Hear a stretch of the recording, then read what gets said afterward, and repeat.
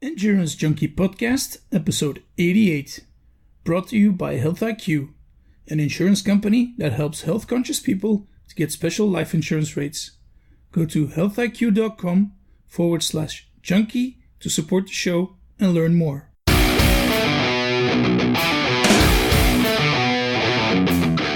Hey Junkie, thanks for joining me on a new episode of the Endurance Junkie Podcast, the show where I will be interviewing some of the fastest, smartest, and most inspiring people active in the endurance world today.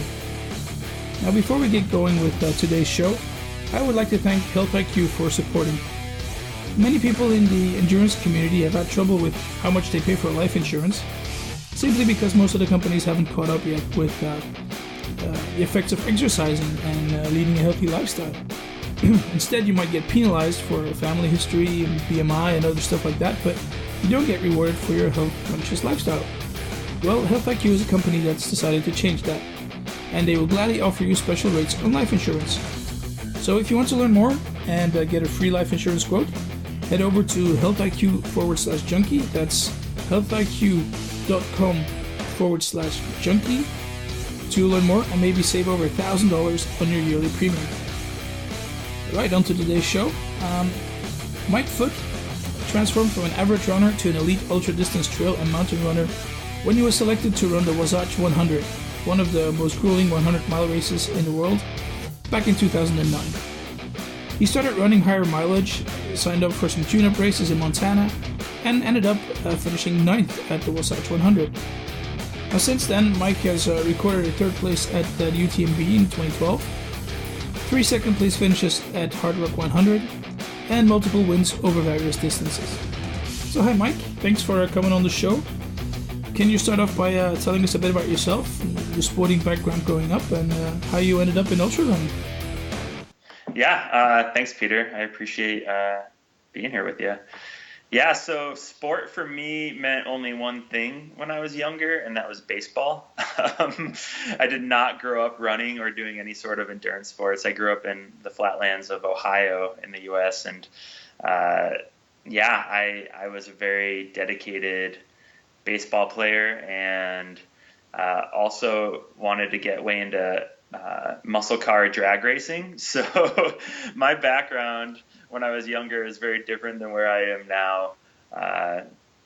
And I even played a little bit of American football in high school. So yeah, running, in hindsight, I kind of wish it was a part of it, but I also wonder if it was a good thing for my body not to get into endurance sports until I was until I was an adult at a later age. So in college, I started running just to have stress relief in the midst of studying, and had a friend in my dorm who got out most days, and we'd go do a 5-mile loop around some farmlands in Ohio. And yeah, that was the beginning of my running career. Okay. So were you competitive in those sports that you were playing growing up? Yeah. I mean, I was a pretty mediocre football player. I got pushed around a lot. I weighed a lot more than I do now, but I still got pushed around a lot, and I probably just wasn't aggressive enough. But baseball, I was on about 3 traveling teams in the summer. I played for my high school team. I wanted to play in college, but just I wasn't at that level and just didn't have that focus at the time. Yeah. Okay. So then you found running a stress relief at first. But when did it become something serious for you? Yeah, so that's a great question. I really enjoyed it. I feel like it became pretty serious pretty quick as far as just a daily practice for me, and something to go out and, find some peace and solitude in, but also just get the endorphins going. And I immediately really enjoyed it and started pushing myself pretty hard. I didn't really enter competitions for a few years, and I think I did a few road races, 5Ks, things like that, but nothing serious.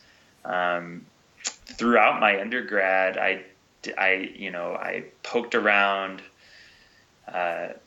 running occasionally here and there and doing that. But once I moved out, so I lived in Ohio for a couple of years, and then I moved out to Montana with a short stint in Colorado, but I moved to Montana and finished up my college, and that's kind of where it all began. I started running trails a lot more often and really enjoying that and discovering like mountain culture and mountain landscapes, and my world was turned upside down. And that was like very much the tipping point of my life, and running became a daily practice within that. And it was a really organic progression in that I just kept running further and further. And at first I could get up like the little hill in town, and then it became, you know, trying to get up to the big mountain just outside of town, or linking a couple mountains together. And you know, competition wasn't a big part of the beginning of it for me, especially on the trail running side of things. I just wanted to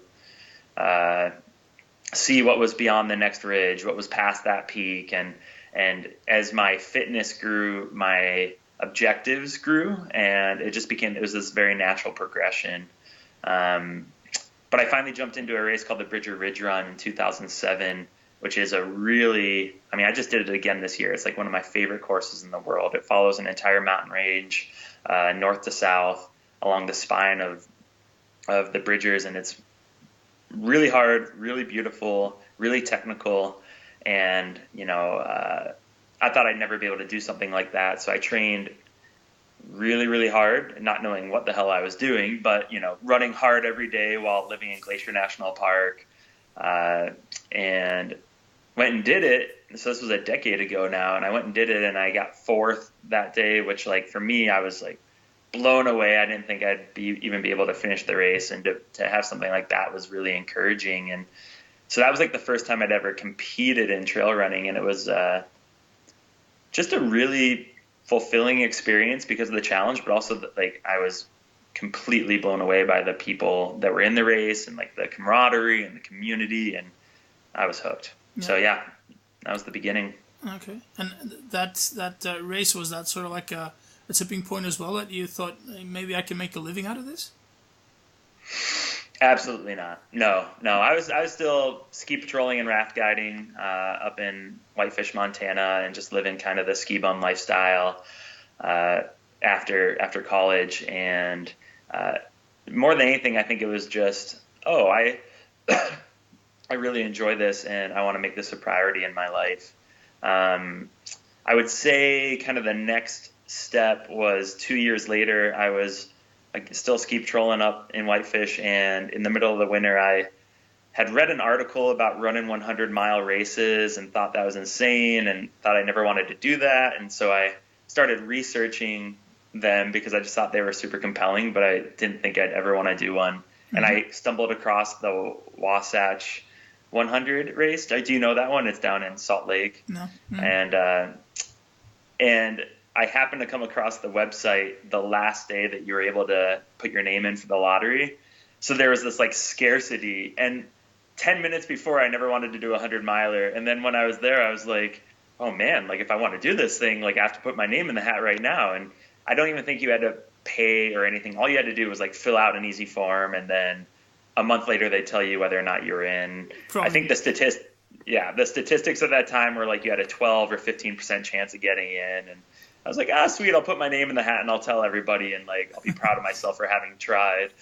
And I don't know if I was lucky or not, but I definitely got in the lottery. And so I got into a lottery of one of the most competitive and hard 100-milers in the world. This was 8 or 9 years ago. And Wasatch was one of the top races in the U.S. And I got in, and I'd never even run a 50K before. And I for whatever reason felt this accountability. Instead of just like ignoring it, I was like, okay, I'm going to run this race. And so I signed up for a 50K and a 50-miler that summer leading into it, and completed and did well on both of those. Made it to Wasatch, had epic blow-ups. My nutrition strategy was just, I think, water and Fig Newtons. And that got me about 30 miles before I really started to have stomach issues and bonking and all of that. And but I was able to complete that race, still get top 10 amongst a really great field. And kind of the cycle was I swore it off. I was like, I'll never do it again. and then I signed up for Hardrock like 2 months later. I mean, this is a pretty similar story I think a lot of people have with ultras, where they do it and then they have, brain injuries or something where they just forget how horrible it is, and then they sign up again. And I got third at Hardrock. I'm trying to get to the point where I finally decided I really wanted to commit to this. And the next year I signed up for Hardrock, had the time of my life, totally epic adventure, managed to squeak out being third overall. And a friend of mine, Mike Wolf, who was running for the North Face at the time, was like, dude, we got to get you sponsored. You would love this, blah, blah, blah. And my interest was very much piqued, because he was living, like, in my mind, the glamorous lifestyle of traveling all over the world and like being able to do these incredible races and having these amazing experiences. And he was like a god in my mind at the time, and now he's just a great friend. And the power of suggestion led me to definitely wanting to commit even further to the sport. And I think Hardrock in 2010 was like the turning point of, okay, I'm going to commit to this and really figure it out. Okay. Now, talking about the Glamorous Lifestyle, I mean, you guys are pretty good at that. All the Instagram accounts, you guys are showing amazing pictures, running in amazing scenery. Does it turn out to be as glamorous as you thought it was? Of course.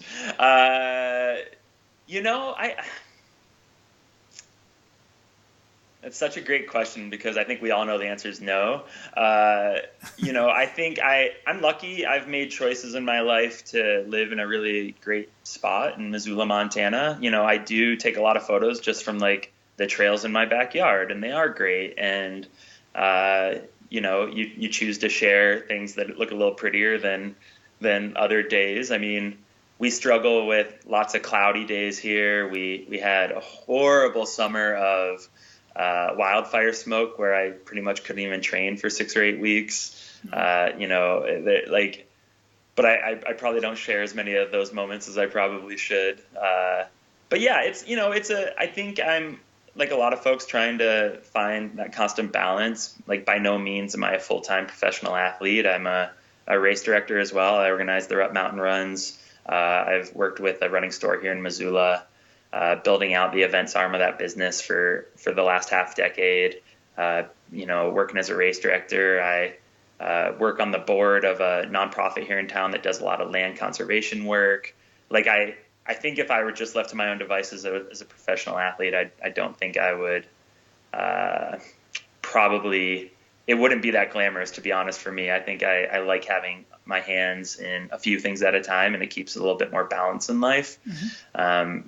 But definitely, like, I feel I have support from sponsors and, things of that nature, and I'm really lucky for it. And it's fun to work with brands and product design and things like that, and to have support for going to races and, expensive races in Europe and things of that nature, but also here in the U.S. And just like anything in life, it's a mixed bag, but I'm definitely, happy to be doing this while I can and while I'm healthy and young. And Yeah, okay, good stuff. and do you feel you have to make some certain sacrifices to live that lifestyle that you have now? Yeah, absolutely. I'm just wrapping up 8 weeks in a row of traveling. A lot of those things were for obligations within the sport of ultrarunning, whether races or different events, things like that. And I love to travel, but I also like consistency, routine, and being home and seeing my friends and things like that. And it's being on the road a lot can be tricky.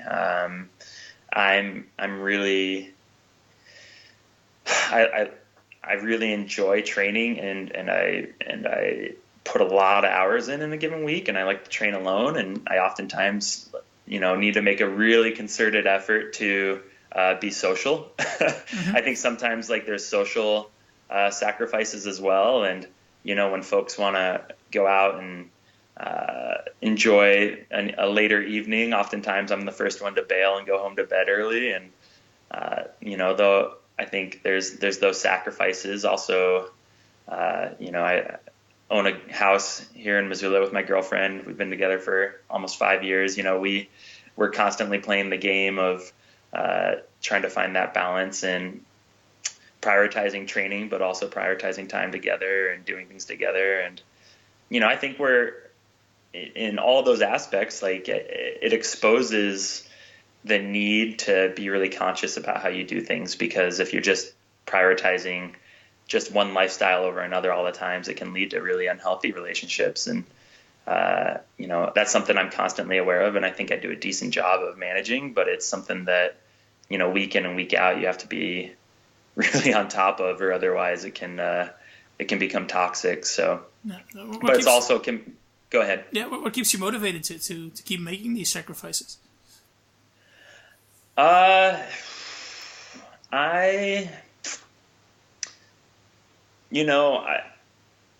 I'd be lying if I said it didn't feel good to like do really well in a race and, get positive feedback from friends and people in my community and attention and things like that. But, I'm really focused on just process. I find refining and honing and evolving and progressing, like the process of training and my relationship with sport and the goals that I choose and the way that I pursue those goals to be such an art and such a craft, and such every single day is different. And as long as I focus on like the process of it all, I feel like I can maintain like pretty steady motivation.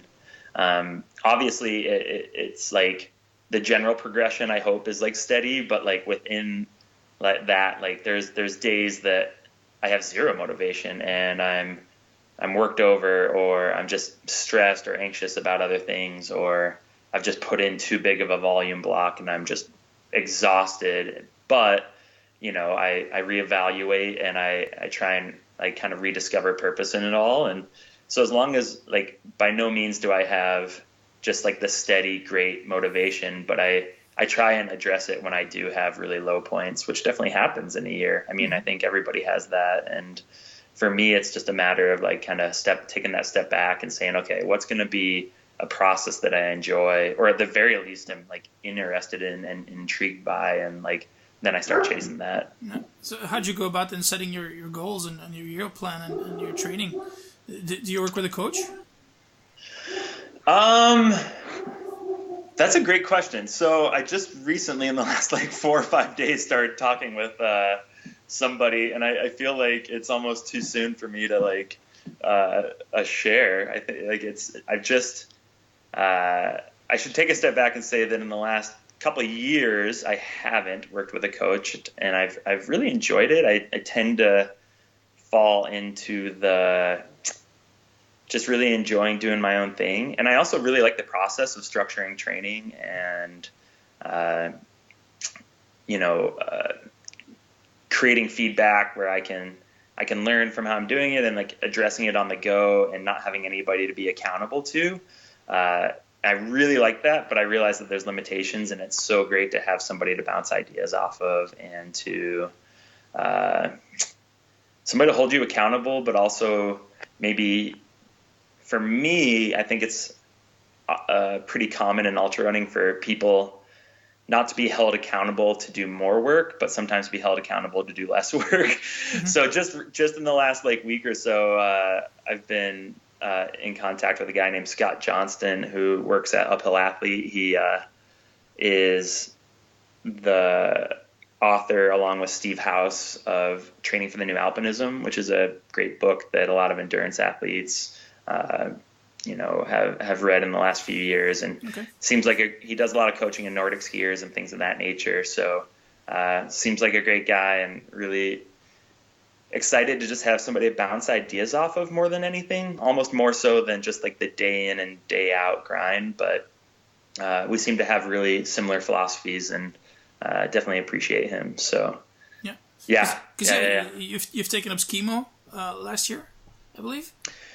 I have, which is one of the reasons I've reached out to him, is still trying to refine what it means to get good at that sport. I've been in it for the last 2 or 3 years.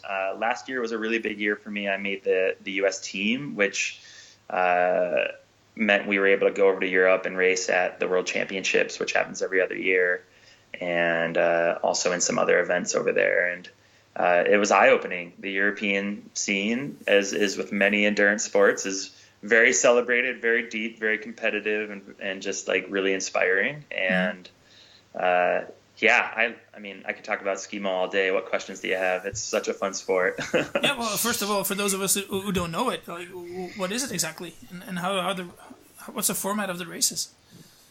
Yeah, so for me, so ski mountaineering is a sport which involves like many of the skill sets that you would use backcountry skiing or doing a ski mountaineering objective, distilled down to a race course where you have multiple climbs and descents through complex terrain where either you're skinning uphill and then boot packing uphill with skis on your back, or hiking along a ridge line and then skiing down really steep terrain, either through trees or down, big mountains, things of that nature, and trying to do it as fast as you can. So I really like it because it gets you into the big mountain terrain that I love, and often I'm in the summer, but not so much in the winter, unless I'm backcountry skiing. It's also just uses so much. It's a full body exercise. It has like the adrenaline of mountain biking, but the aerobic work necessary for Nordic skiing. It's a really cool cross section of a bunch of different skill sets that you need if you're a mountaineer.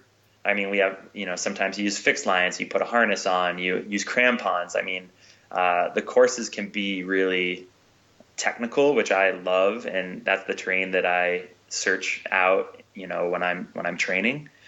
So yeah, and it's gaining traction in the United States. It's much, much more competitive and historic in Europe, and it's only growing. It's on track in the next 4 years to potentially be an Olympic sport, which I think will be a huge windfall to the sport if or when that does happen. So it's really cool to be involved at this time. Yeah. And is that where your future lies, you think, or still going to be running? Are you going to try to combine both?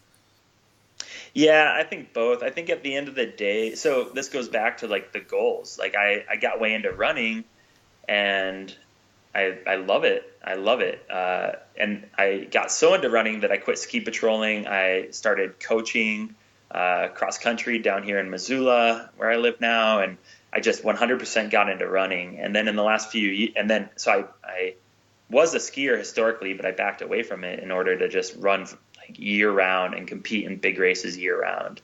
In the last 3 or 4 years, I realized that I was totally going to burn myself out on that. And, I really missed skiing.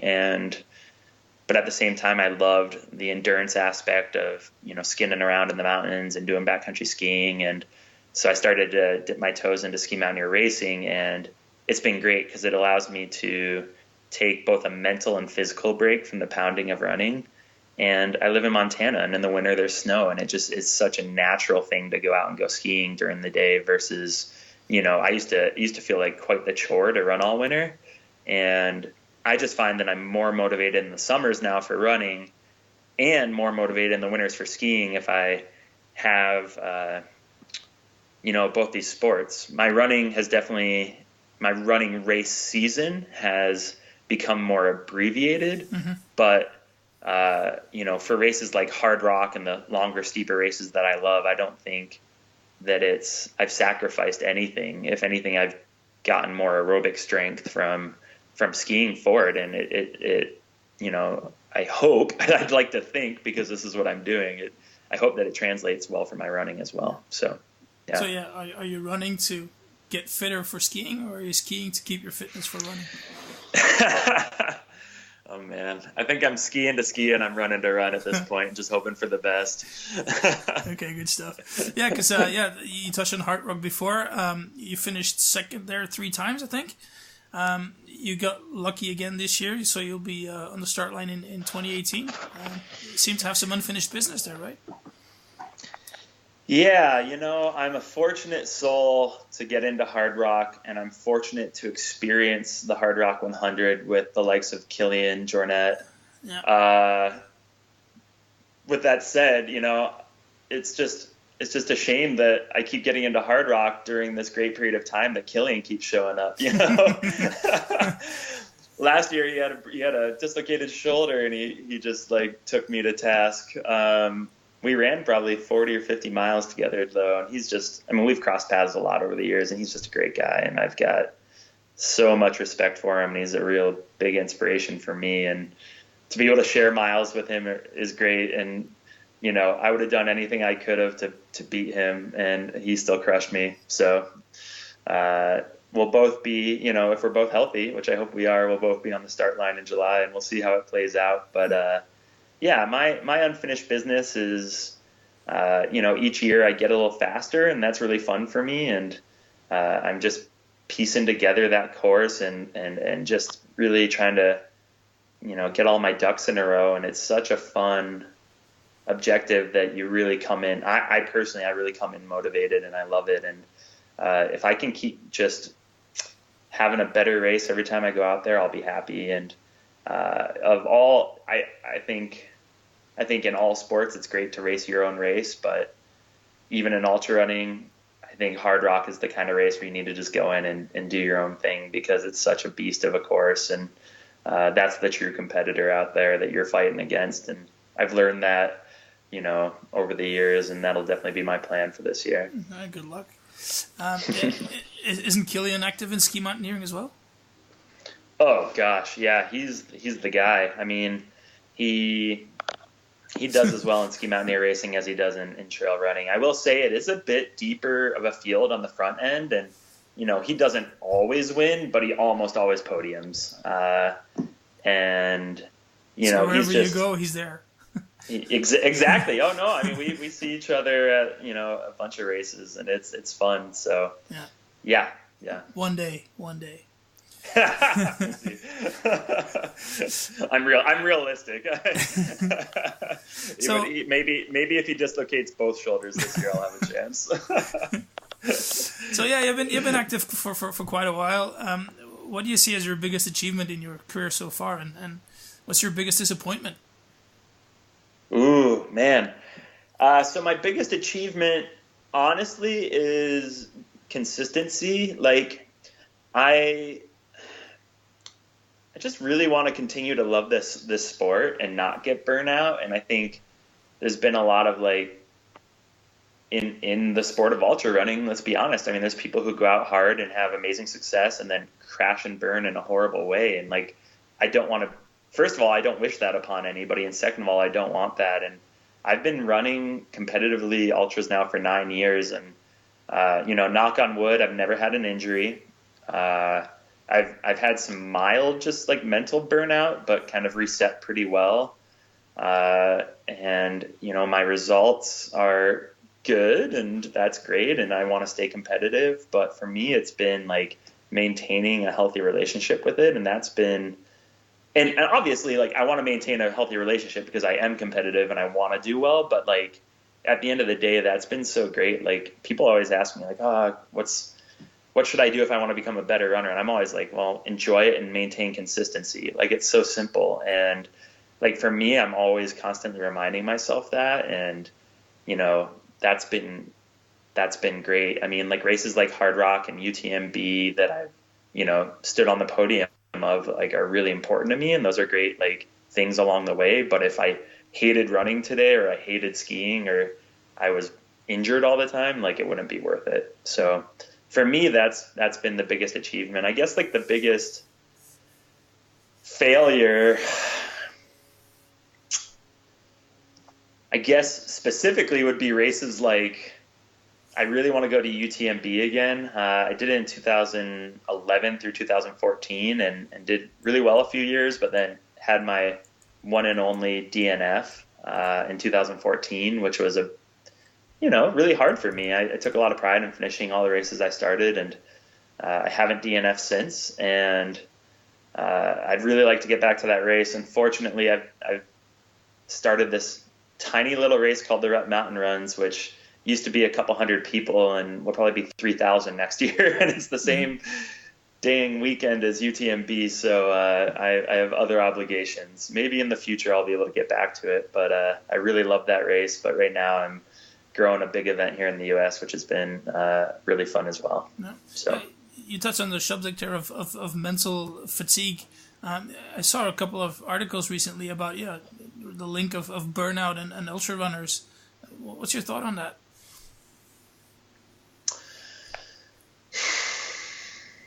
Because you guys have a lot of thought. You guys spend a lot of hours running, and at a certain time, I guess enough is enough. Yeah, I mean, I have a lot of thoughts on it. I think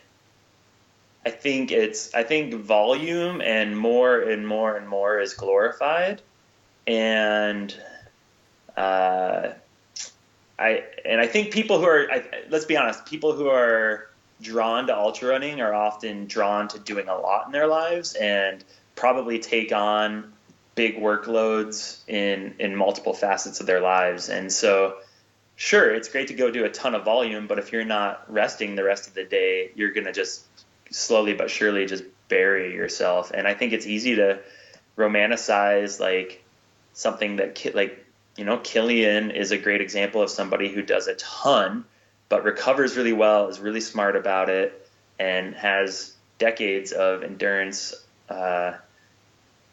background to draw from. And then people see them, they're like, okay, I'm going to go put in a 30-hour training week. And it can be really dangerous. I think that on top of like big training loads, there's big racing loads. People like to race like, oh, I'm going to do 3 100-milers and 3 50-milers, a couple trail marathons and a 50K this year. And, you know, that works for 2 years maybe, and then you're broken.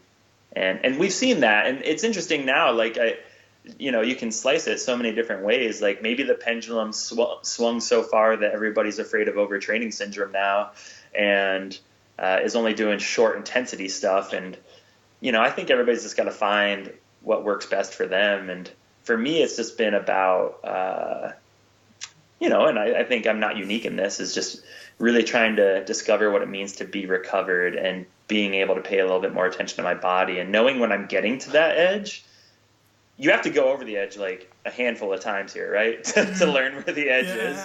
And now I think I still do that, and I will do that, and that's just how it goes. But I think I've been smart enough in the last few years to realize, okay, I'm getting close to that. I need to back off for 4 or 5 days, or okay, I need to take some downtime, or damn, that race looks amazing, but guess what? It doesn't fit into my schedule this year. I think if I want to do it for the long term, you need to just make those kinds of short-term sacrifices, which are really hard to do because, you know, I'm just as manic as anybody. If it's a sunny day in summer, I want to go tag peaks, and I want to do it all day, and I want to do it tomorrow and the day after that and the day after that. But I also need to be realistic. And I think that's going back to why it's nice for, at least for me, to have other obligations in my life that hold me accountable and to balance out. And maybe working with a coach who can, sort of ease off a bit. Yeah, for sure. Okay, that's a pretty good sound advice there to finish it off. How can people get in touch with you if they want to, Mike? Yeah, great question. I would say definitely Instagram and Facebook. Mostly Instagram are kind of my social media platforms, and that's both Mike Foote MT. MT stands for Montana. So yeah, you can find me on both of those platforms there. And I would say that's probably the route you want to go. I almost started saying my home address for letters, but that's probably a bad idea. We'll stick to social media. Good stuff. I'll put the links up on the show notes page. Feel free to give some love to your sponsors. Oh, thank you. Yeah, I've worked with the North Face for a handful of years, and they're my primary sponsor, and they're just great. We align in philosophy and mountain culture, and they put their money where their mouth is in the things they care about. I'm really passionate about public lands protection in the U.S. right now is a really big deal, and land conservation and protecting the places we love, and they're right there with me, and I really appreciate that. Other brands are, I'm sponsored by an ice cream company, Big Dipper Ice Cream here in Missoula. That's a nice one. Big Sky, yeah, Big Sky Brewing here in Missoula, another great awesome. company. Yeah, and again, great folks who care about really important things. So I try and work with people who I would love to work with regardless, and these people definitely fall in that line with that. In the winter, I work with Catula. They do micro spikes and all that great stuff, winter traction, great company. And DynaFit is my ski sponsor for Skimo stuff, and Julbo for sunglasses. Right, yeah. Cool. So yeah, it's a good mix. Yeah. They're all great, and we have a good time together. Okay, cool. I'll put those links up on the show notes page as well. Anything else you want to plug? No, I just want to say thanks for having me on. I really appreciate it. I think it's cool to have a podcast. Like we were saying before we jumped on this officially, was I just like that it's all these great different disciplines that we can learn from a single source. So thanks for providing that for us. Yeah, no pleasure. Last question. You step outside the house here after the interview, and you find a lottery ticket that ends up winning $10 million. What do you do? Oh, man. I would find somebody really, really smart and ask them what I should do with it. And I'd probably just put it in savings immediately and figure out a way. Ooh, I've heard Bitcoin's doing well lately. You know what? Honestly, I really try and live kind of a simple lifestyle, and I think I find happiness in it. So I don't think I'd go spending a lot of money. I think I would find somebody a lot smarter than I am to learn how to give not all of it, let's be honest, but a good chunk of it away. That'd be my goal. All right, good man. Thanks for your time, Mike. Much appreciated. Yeah, thank you, Peter. All right, Junkies, thanks for listening to this episode with Mike Foote. Now, if you like these little interviews and don't want to miss any future episodes, just head over to iTunes or Stitcher and simply subscribe to the show. Now, I would also like to take the opportunity to thank everyone who has also left a rating and a review there. It's much appreciated. So if you haven't done so, please consider leaving me a rating and a review, and that will help grow the show. The show is also available on Spotify, so if that's your preferred medium, just search for Endurance Junkie Podcasts in the search bar, and you will find me no problem. And just don't forget to click the follow button if you want the show to be listed amongst your favorite podcasts. Alright, thanks again for listening, and until next time, when I will be chatting with obstacle course racer Alyssa Howley. Cheers, guys.